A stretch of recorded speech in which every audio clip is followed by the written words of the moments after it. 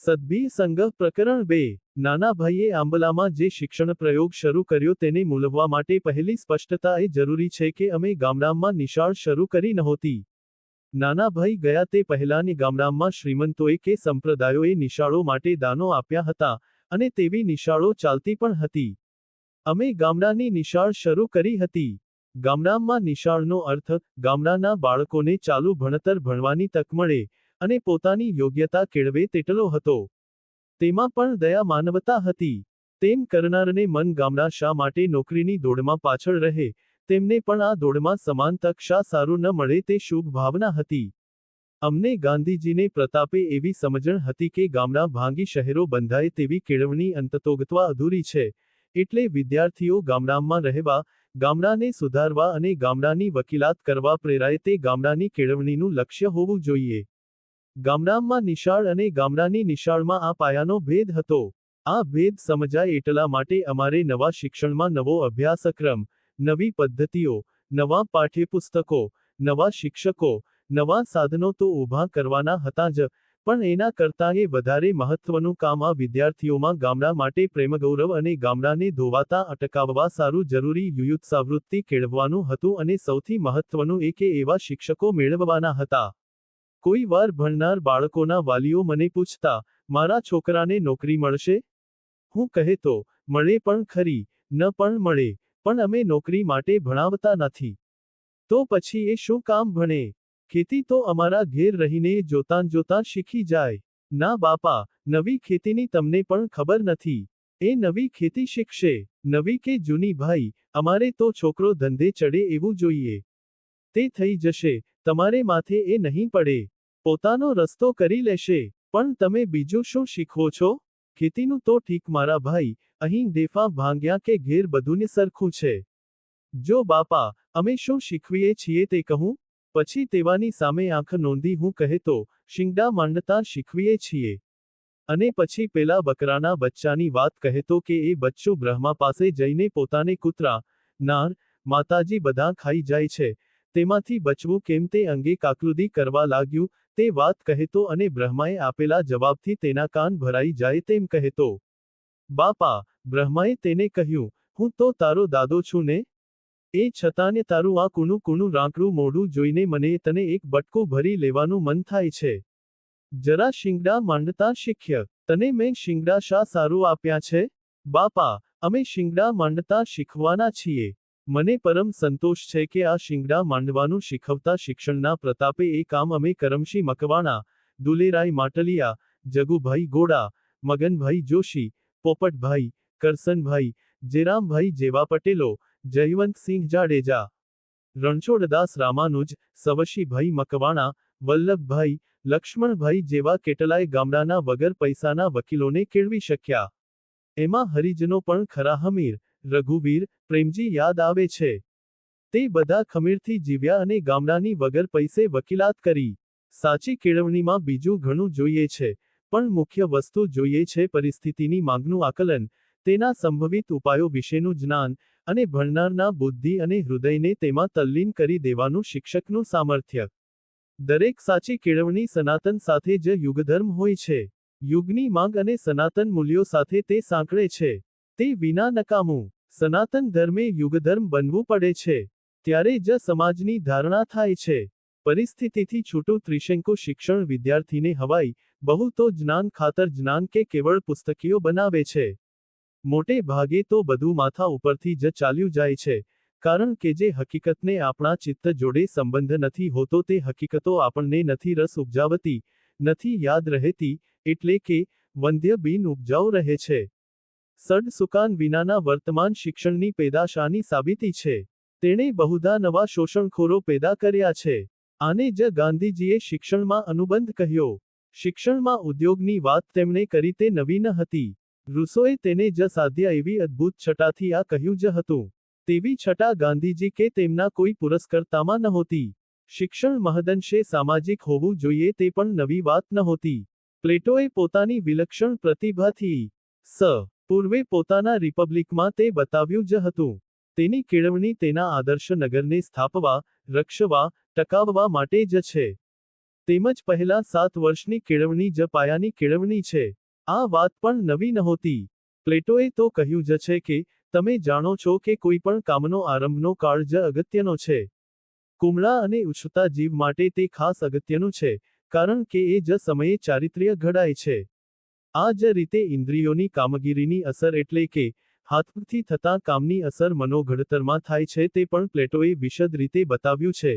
Republic 3જો અધ્યાય એટલે ગાંધીજીની વાતમાં હાથપગ દ્વારા કેળવણી કે માત્ર અક્ષરજ્ઞાનને બદલે ઉદ્યોગ કે સમાજોપયોગી પ્રવૃત્તિ પર જોગ તે બેઉ નવી વાત નહોતી, પણ તેમણે નઈ તાલીમ અને અનુબંધની વાત કરી તે મહદંશે નવી હતી. આપણે મન, વાચા, કર્મથી જે કરીએ છીએ તેની અસર બીજાઓ ઉપર થાય છે.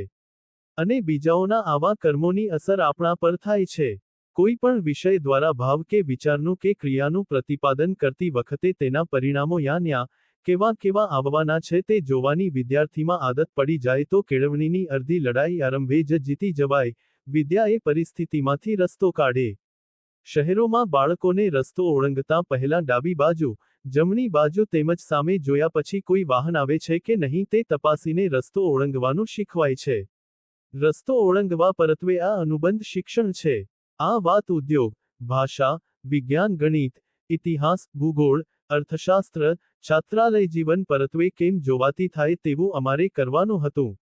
તેને દૃઢ સંસ્કાર આપવાના હતા કે તમારા વિચાર, વાણી કે કર્મની અસર પ્રકૃતિ, સમાજ કે તમારા મન પર કેવી ઇષ્ટનિષ્ટ પડશે તે જોઈને પગલું ભરજો.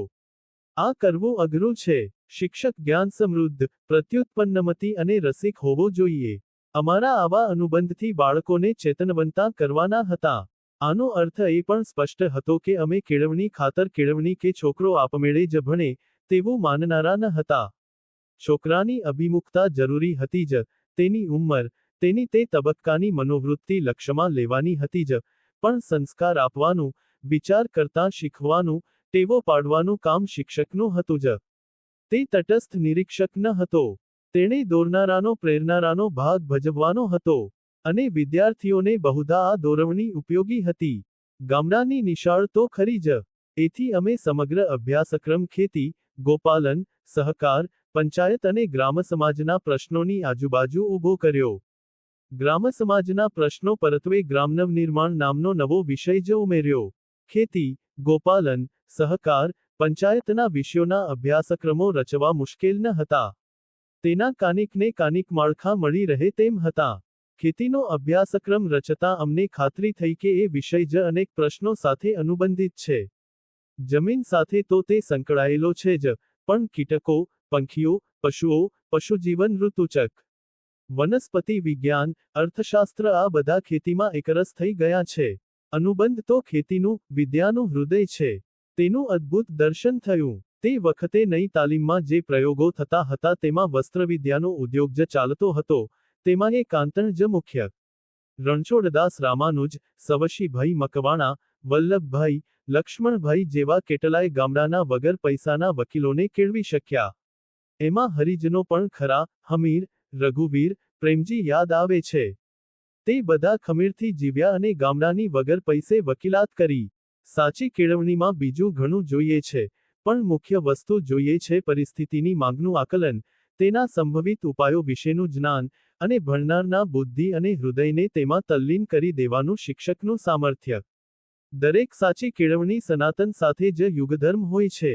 યુગની માંગ અને સનાતન મૂલ્યો સાથે તે સાંકળે છે. તે વિના નકામું. સનાતન ધર્મે યુગધર્મ બનવું પડે છે.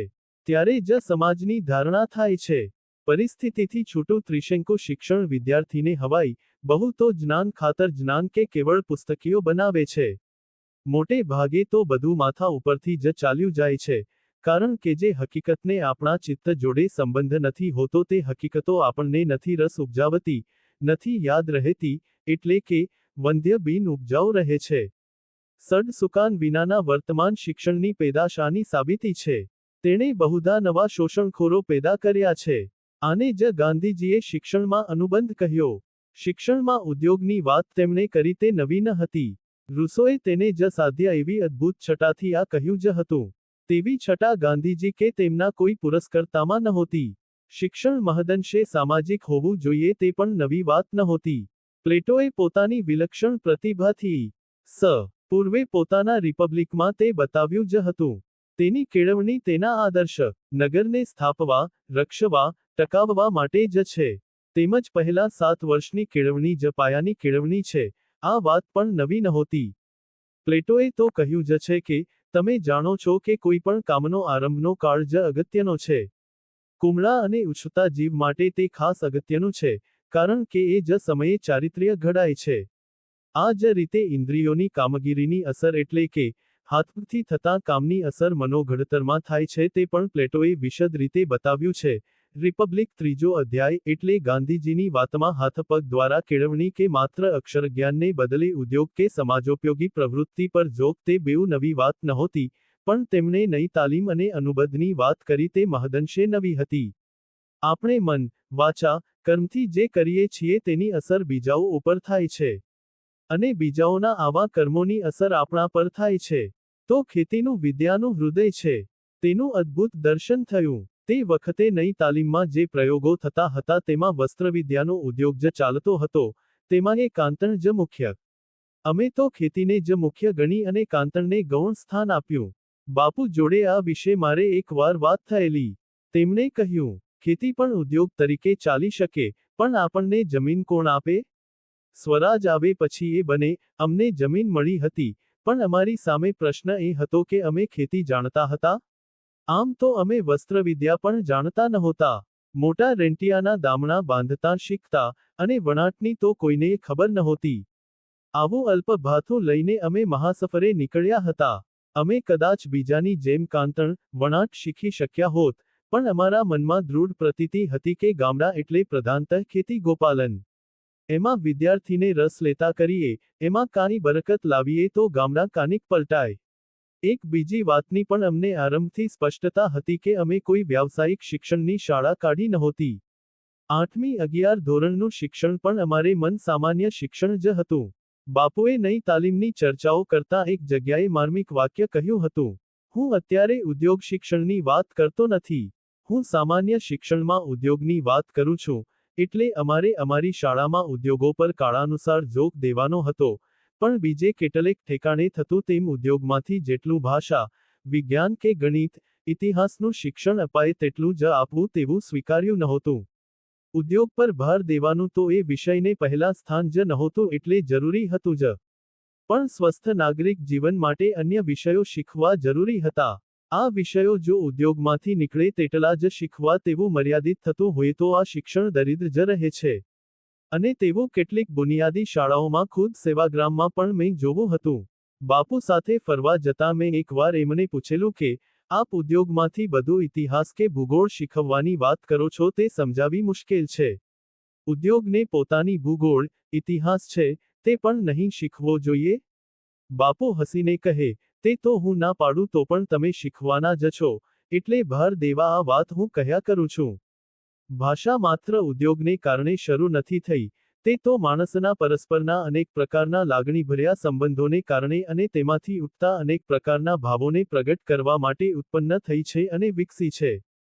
સરમન ઓન ધ માઉન્ટ કોઈ ઉદ્યોગ શિક્ષણમાંથી નથી નીપજ્યું, પણ ગોથા ખાતી માનવજાત માટે કકળતી આંતરડીમાંથી નીપજ્યું છે. એટલે અમે કવિતા બહુ શોખથી શીખવતા, શોખથી ગાતા, ગવરાવતા, કારણ કે માનવહૃદયમાં ઉચ્છ્વાસિત થતા ભાવના આંદોલનોને ભાવજગતના દઢીકરણ માટે પુનઃ તેને માણવા તે જરૂરી હતું. ગયે મહિને જ કેશોદમાં એક વિદ્યાર્થીને મળવાનું થયું. અમે જમી રહ્યા કે તરત જ તેણે પોતાની એ પુરાણા સમયની બટાઈ ગયેલી નોટો કાઢી, અને દિલનો દાદવો જદુપતિ જાદવો, એવી કાનિક કવિતાઓ ગાવા માંડી. ઉમાશંકરનું કર્ણ કૃષ્ણ પણ તેને યાદ હતું. પ્રેસના મશીનો સાથે માથા કૂટનારા નાગરિકમાં 30 વર્ષ પહેલા ભણેલ કવિતાઓ અમૃતા બની રહી હતી. આનું એક કારણ અમે કવિતાઓની પસંદગી, વિદ્યાર્થીની ઉંમર, સામાજિક પરિસ્થિતિ, સામાજિક રાજકીય ગરમી બધાને લક્ષ્યમાં લઈને કરતા. મા બાપથી વિખૂટા પડેલા એ બાળકોને મા બહેન, ભાઈબંધો, પોતાના નદી, તળાવ, ડુંગરે પોતાના ગાય, બળદ બધા યાદ આવે જ, એટલે અમે કવિતા, શિક્ષણમાં અનુક્રમને કદી પવિત્ર ગણેલ નહીં. નરસિંહ આદિકવિ પહેલા થયા માટે, અખિલ બ્રહ્માંડમાં એક તો શ્રીહરિ, ભણાવવાનો અત્યાચાર અમે કદી કર્યો નથી, અને નરસિંહ મહેતા તો એવા વિશાળ હૃદયના ભક્ત અને કવિજન છે કે તેમણે અમને માફ કર્યા જ હશે. બધા જ કવિઓને ભણાવવા તેવું પણ અમે લક્ષ્ય નહોતું રાખ્યું. અમારે કવિતા ભણાવવી છે, કવિઓ નહીં. સાહિત્યનો ઇતિહાસ તો કંઈ એ ઉંમરે ભણાવવો જ નહોતો, એટલે કેટલાક કવિના કાવ્યો વધારે ભણાવતા, કોઈકને અમે યાદ પણ નહોતા કરતા. આવું જ ઇતિહાસનું હવામાન સ્વરાજની લડતનું હતું, એટલે અમે ભારતીય ઇતિહાસની શરૂઆત ઔરંગઝેબ સામે લોઢું લેનાર શિવાજીથી કરતા અને સ્વરાજકાળ સુધી આવી પછી પાછા જતા. આથી વિદ્યાર્થીને ઇતિહાસમાં તન્મય થવાનું સહેલું પડતું તેવો અનુભવ થયો. ખેતીમાં આ સવાલ હતો જ નહીં. તેનું વિજ્ઞાન અને વ્યવહાર તો લગોલગ હતા. આ પદ્ધતિમાં કાંઈ નવું પણ નહોતું. શિક્ષણ મહાવિદ્યાલયોમાં ફ્રોમ નોન ટુ અનનોન, જ્ઞાતથી શરૂ કરી અજ્ઞાતમાં લઈ જવાનો સિદ્ધાંત ભણાવાતો જ હતો, પણ અમલ કરાતો નહોતો. આજે પણ કરાતો નથી. અમે યથાશક્તિ અમલ કર્યો તેટલી જ અમારી વિશેષતા. એક બીજી બાબતમાં પણ અમારે પહેલેથી જુદું વલણ નઈ તાલીમના આ પ્રયોગ વિશે લેવું પડ્યું. એ હતું, આ તાલીમ આપતા શિક્ષકોના પગાર વિશે. નઈ તાલીમ સ્વાવલંબી થવી જોઈએ, સ્વાવલંબન નઈ તાલીમની તેજાબી કસોટી છે. તેવું શ્રી નરહરિભાઈનું વાક્ય વારે વારે ઉચ્ચારાતું હતું, પણ ગાંધીજી જે અત્યંત તોડીને બોલનારા સત્યનિષ્ઠ પુરુષ હતા, તેમણે કેટલા જો અને તો સાથે આ વાત કરેલી તેને મૂળમાં જઈને ભાગ્યે જ કોઈ તપાસતું. એટલે અમે તો વિદ્યાર્થીઓ સરેરાશ રોજ 2.5 થી 3 કલાક કામ કરે, હોંશથી કરે, તેની વૈજ્ઞાનિક સમજ અપાતી રહે, તેમાં બગાડ ન થાય, અને તેની આનુષંગિક અસરો પ્રત્યે અવારનવાર ધ્યાન દોરાતું રહે તેટલું જ ધ્યાન રાખેલું. હું શિક્ષણ માટે તેટલું જ પૂરતું ગણું છું. આટલું ધ્યાન રાખવું પણ મુશ્કેલ હતું. ખેતીમાં ઉત્પન્ન વધતું જાય તે થઈ શકે તેમ હતું અને થયું. તેનું વિજ્ઞાન પણ ભણાવી શકાયું, પણ તેનો અનુબંધ સમાજ, પ્રકૃતિ કે પોતાની જોડે ત્રણેય સ્તરે કરવાનું કામ ઘણું અઘરું હતું. બહુશ્રુત અને નજરવાળો શિક્ષક સમુદાય ન હોય તો આ થવું ઘણું બધું કઠિન છે, અને તેથી ઘણીખરી જગ્યાએ આ તાલીમ થોડાક નબળા હાથે ઉદ્યોગની તાલીમ બની ગઈ. તે પણ થોડી જ જગ્યાએ, અને તેનું કારણ નઈ તાલીમનો વિચાર દોષમય કે અવહેવારુ હતો તેવું નથી જ. અમારો પ્રયોગ વર્ણવાતો જશે તેમ તેનો ખ્યાલ આવશે. પણ શિક્ષકોની તાલીમ આ પ્રકારે થઈ નથી. આ તાલીમમાંથી નીકળેલાને પ્રતિષ્ઠા અપાઈ નથી, અને સરકારોએ આનો ગંભીરતાથી કંઈ વિચાર કર્યો નથી તે છે.